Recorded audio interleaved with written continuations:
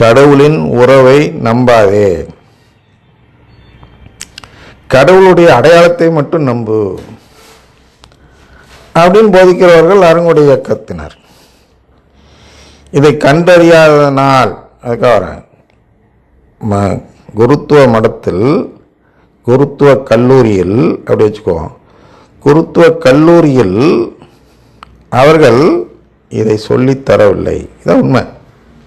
ஏன் சொல்லித்தரல? ஏன்னா இதெல்லாம் அவங்களுக்கு ஏற்கனவே தெரியும். சின்ன வயசில் இதில் எடுத்திருப்பாங்க, மறைக்கல்வி வகுப்பில் எடுத்திருப்பாங்க அப்படின்னு ஒரு ஆன்டிசிபேஷன், முன்கூட்டியே அவங்க கணக்கு போட்டு இதெல்லாம் இருக்கும், இதை போய் நம்ம திருப்பி சொல்லிகிட்டு இருக்க வேணாம் அப்படின்னு நேராக போவாங்க. எல்லா விதத்தையும் படிப்பார்கள். கிறிஸ்தாலஜி, அந்த ஆலஜி, இந்த ஆலஜின்னு 1008 படிப்பார்கள். ஆனால் சிசிசி படிக்க மாட்டார்கள்.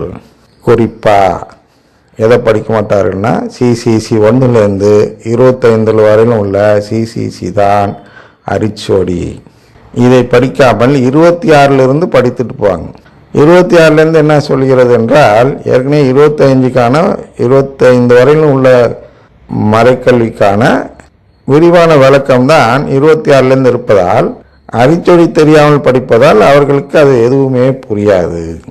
அதனால் அருங்கொடை குருக்கள், அதை ஏற்கனவே சொல்லிட்டேன், கடவுள் தான் அவங்கள பொய்யானதை நம்பும் மண்ணும் அவர்களை வஞ்சக ஆற்றலுக்கு உட்படுத்தி இருக்கிறார் என்று பார்த்தோம். இந்த வஞ்சக ஆற்றலில் மாட்டிக்கொண்டவர்கள் தான் இந்த குருக்கள். இவர்களுக்கு இது பிரித்து கொடுக்கிறதுக்காக நம்மை படைத்திருக்கிறார் என்றால் அந்த உண்மை தெரியாது. அதனால் அதை வாசிக்கிறேன். எதன் அடிப்படையில் நான் பிரித்து கொடுக்க போகிறேன் என்றால், என்னை மதிக்கிறவர்கள் யார் என்று பார்த்து அவர்களுக்கு பிரித்து கொடுக்கலாம் என்று இருக்கிறேன்.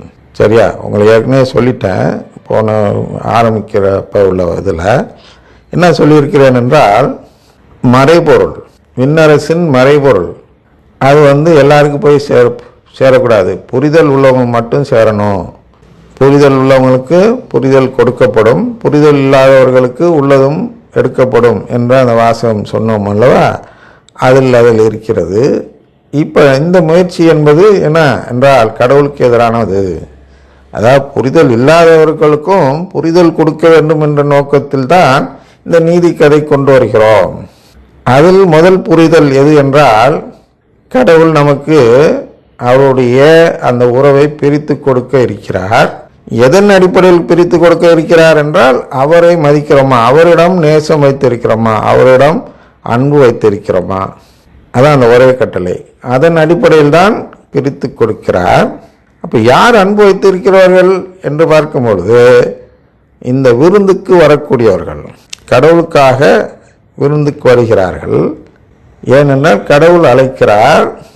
எங்கே? விருந்துக்கு அழைக்கிறார். கடவுள் அழைக்கிறார், இயேசு அழைக்கிறார்னு நிறையா இதெல்லாம் மற்ற கிறிஸ்தவ சபையை சேர்ந்தவர்கள் நடத்துகிறார்கள்.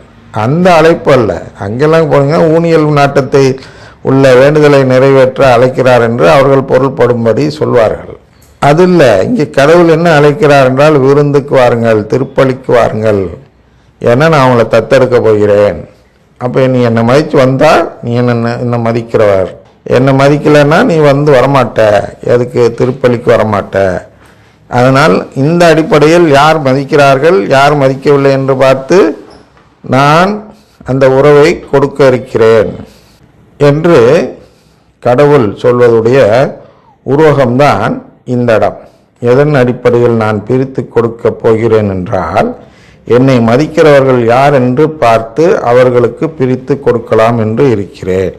அப்போ அதுக்கப்புறம் திருப்பி யார் அது மாதிரி மதிக்கிறவங்க அப்படின்னு ஒரு கேள்வி வருது.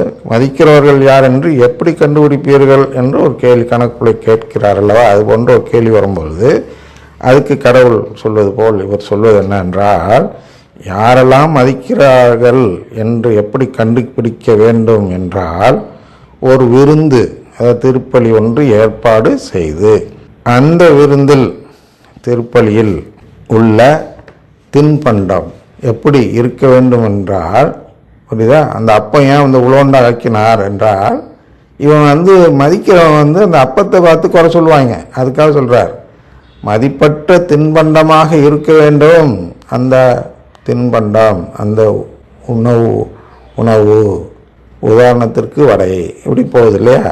இதெல்லாம் அடுத்த நிகழ்ச்சியில் பார்ப்போம். இப்பொழுது 2வது எபிசோடு இதோடு நிறுத்திக் கொள்வோம் இல்லையா?